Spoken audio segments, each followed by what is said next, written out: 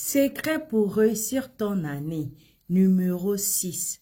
Vis avec un objectif. Vis avec un objectif. Frères et sœurs, deux fois, surtout nous qui avons grandi en Afrique, on ne sait pas comment vivre avec des objectifs, comment faire un plan, comment faire un programme qu'on va suivre jusqu'au bout. Des fois, c'est très difficile parce que nous vivons au jour le jour le plus souvent et nous ne comptons pas, nous ne regardons pas l'extérieur, nous regardons la famille, nous regardons ce qu'on peut faire pour notre famille, ce qu'on peut faire autour de moi, autour de nous. Mais lorsque tu vis avec Dieu, tu dois avoir un objectif. C'est vital. C'est juste qu'à présent, tu n'es pas encore abonné. S'il te plaît, fais bien de t'abonner, aime comment tu partages pour bénir d'autres. Daniel chapitre 1 verset 8 nous dit, Daniel résolut de ne pas se souiller par les mets du roi et par le vin dont le roi buvait. Et il pria le chef des eunuques de ne pas l'obliger à se souiller.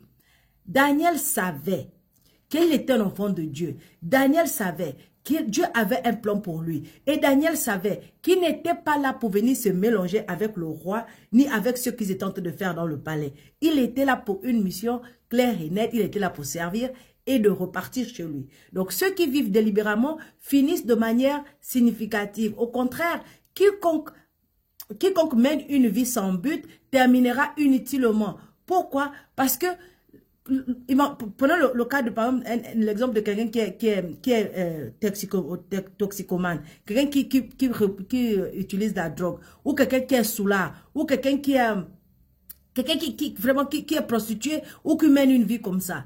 Quelle est la fin? La fin est toujours terrible. Pourquoi? Parce qu'ils n'ont pas prévu ce qui allait arriver après. Vivre sans but, c'est finir vraiment sa vie misérablement. Mais lorsque tu vis avec un projet, tu vis avec un plan, tu vis avec un objectif, tu sais où tu vas. Tu sais quel point tu vas atteindre. Tu sais à quel niveau tu vas arriver.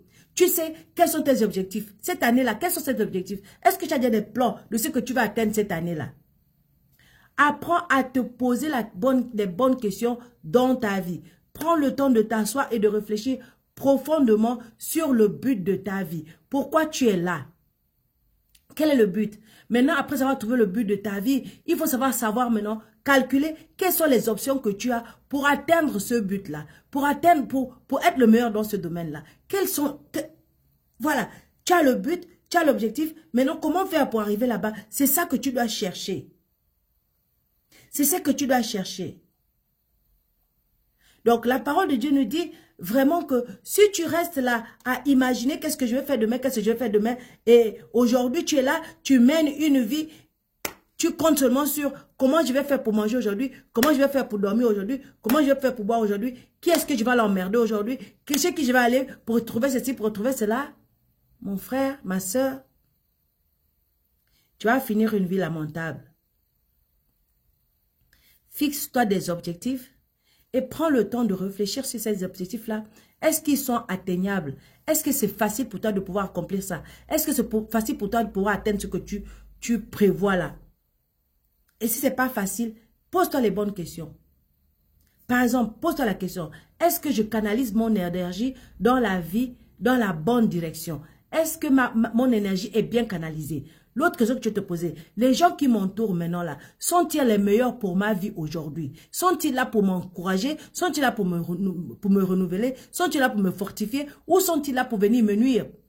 Autre chose que tu as te demander, ce que je fais actuellement de mon temps, est-il meilleur? Est-ce que je fais une meilleure utilisation de mon temps? Est-ce que mon temps là, je l'utilise bien?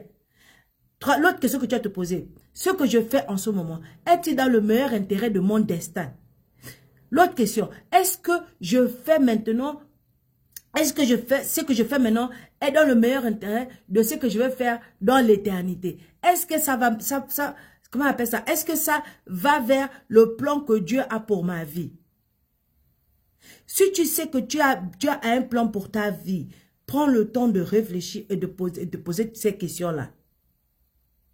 Pourquoi? Prenons l'exemple dans la Bible du fils prodige. Le fils prodige, la parole de Dieu nous dit qu'il s'est retrouvé jusqu'à manger les cochons, la nourriture des cochons, à partager la nourriture des cochons, pendant qu'il était riche. Il était là, il était ramené à manger la nourriture de cochon. Mais qu'est-ce qu'il a fait sortir de là? Luc chapitre 15, verset 15 à 20 nous dit, « Et il alla se mettre au service d'un des habitants du pays qu'il envoyait dans ses champs garder les pourceaux. Il aurait bien voulu se rassasier des courages que mangeaient les pourceaux, mais personne ne lui en donnait.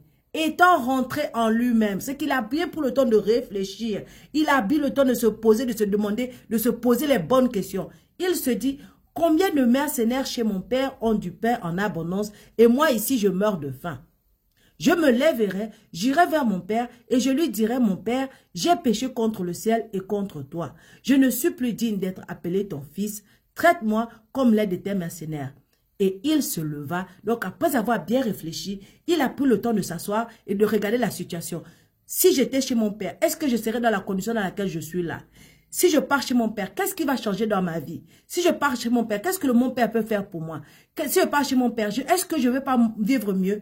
Est-ce que les gens qui m'entourent là sont là pour m'encourager? Est-ce qu'ils sont là pour me motiver? Est-ce qu'ils vont me soutenir? Est-ce qu'ils vont m'aider? Non. Il a vu, il a fait le pour et le contre de chaque question et il s'est levé de lui-même et il est reparti chez son père. Il est reparti chez son père. Et il se leva et alla vers son père.